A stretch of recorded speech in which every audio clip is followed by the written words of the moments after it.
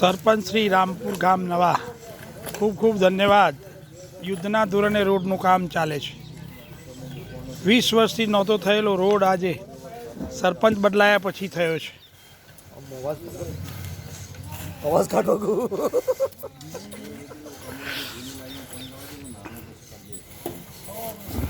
ગામ લોકોમાં બહુ આનંદની લાગણી છે અને બીજેપી સરકારમાં તાત્કાલિક મળેલી મંજૂરીનો બીજેપી સરકારનો પણ ખૂબ ખૂબ આભાર.